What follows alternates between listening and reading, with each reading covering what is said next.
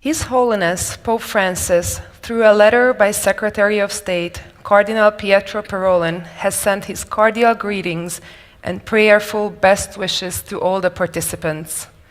The sentiments of His Holiness are that the summit will offer a further contribution to understanding the duty of governments and committees to ensure that no people thirst or be denied the water necessary for the fulfillment of their lives.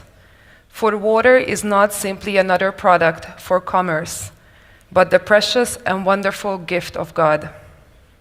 Ladies and gentlemen, last but not least, please welcome on stage the last speaker of the inauguration session, Mr. Joaquim Levy, Managing Director and Chief Financial Officer of the World Bank Group. Good morning. His Excellency President Adler, thank you so much for hosting this second summit in this beautiful city of Budapest and for the tremendous hospitality of everybody here. Excellency, distinguished heads of state and government, Water Summit delegates, ladies and gentlemen, I'm pleased to be here on behalf of the World Bank Group. As you know, water is not only central to the Sustainable Development Goals, but it's now central to the commitment that we all made under the Paris Climate Accords. The scarcity of water or its lack of access will have huge economic and social costs. It's spurring migration and is sparking conflicts as millions face living with less water. Recognizing these risks, the World Bank has championed this panel. The world needs leadership at the highest level to ensure that policies and finance promote sustainable use of water. We are particularly pleased to note that the panel is tackling the fundamental issue of how the sector can secure financing to meet these goals in an effective and timely way. The challenges are substantial. The water supply and sanitation subsector is only meeting a third of the demand, and financing for irrigation and water resource management sub-targets of the SDGs will require even more resources. And as you saw, the impact of global changes can only increase the scarcity of water, as you saw in the reference to Guri in Venezuela and in Bolivia, and I would say in my own country, Brazil. Which, let me stay back 1 minute to take you for a time that I spent in the finance ministry in Brazil for several years, as treasurer and then minister. I can say that there are many competing demands for resources in any country. But my desire was always to put more money in the water sector. While demands elsewhere are great, the payoff in terms of health, the environment, and economic development are enormous when we invest in water. However, the only caveat that I always insisted on was that the service providers deliver quality projects and products that are efficient and affordable and well regulated. We need these to have effective delivery of water and access by everybody. Based on this experience and the 70 years of the World Bank in the water sector, let me point two complementary points. First, we need to strengthen service providers from a technical and financial perspective while ensuring transparency and operational efficiency. Without these efficiencies, we are effectively pouring money down the drain.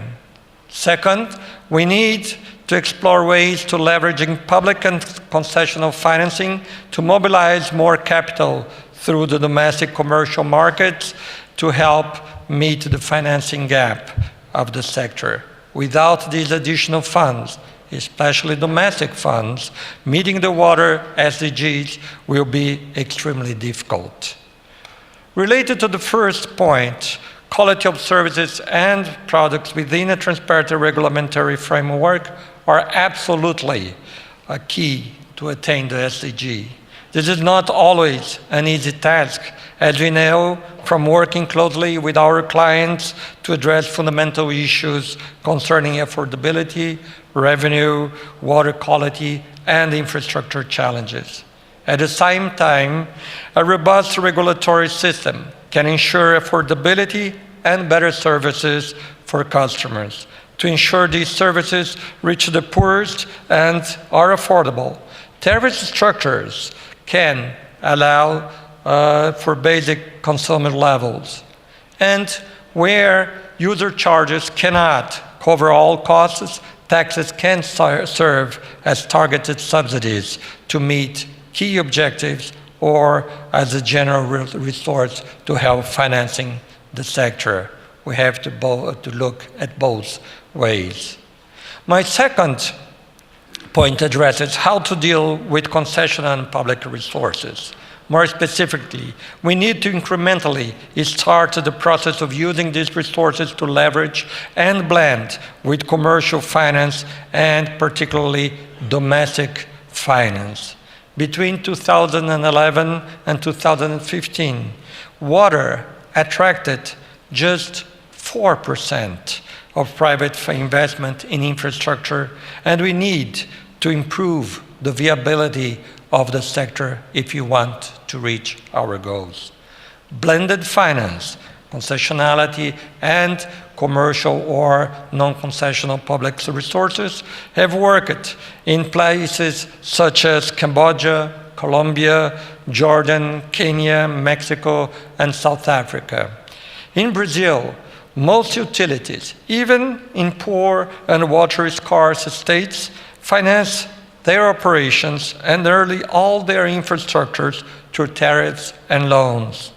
Consider Kazan in Santa Catarina, a state in the south of Brazil, where a government program was first supported by the World Bank. It promoted investment, enhanced transparency, and established a good regulatory framework. Most significantly, it helped water companies create efficiencies to become credit-worthy and access commercial finance from capital markets.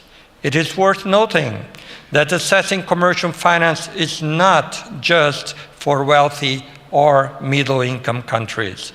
Service providers and householders in emerging markets may still tap microfinance, vendor finance, or in some instances, even short-term commercial loans to achieve our common goals.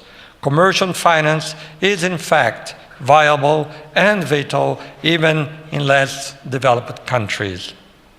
To support these efforts, an array of risk mitigation tools do exist, including credit guarantees, political risk insurance, and dedicated lines of credit, including by multilateral banks.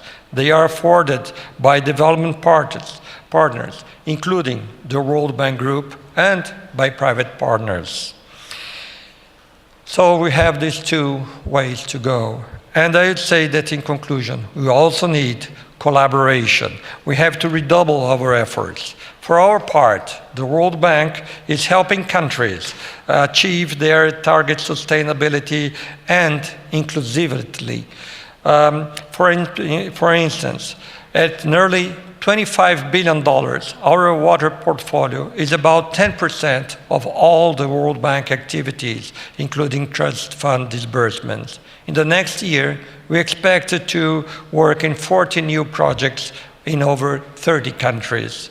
With an eye to the SDG, we plan to scale up efforts in low-income countries through IDA, our fund for the poorest, always looking at inclusion. Our lending and technical assistance are helping countries strengthen providers. By 2021, we expect that over half of our programs will be working to improve providers' financial viability. We also soon to launch a facility to help countries prepare bankable water projects and secure commercial lenders for resilient development. Finally, with UNICEF, the World Bank Group will host the next Sanitation and Water for All high-level meeting at our spring meetings next April. It will focus on attracting capital to close the financing gap of the sector. So I commend the work of the high-level panel on water.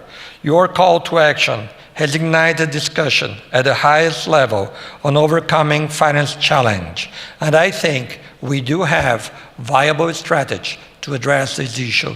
So I look forward to more close collaboration as you tackle these critical challenges. Thank you.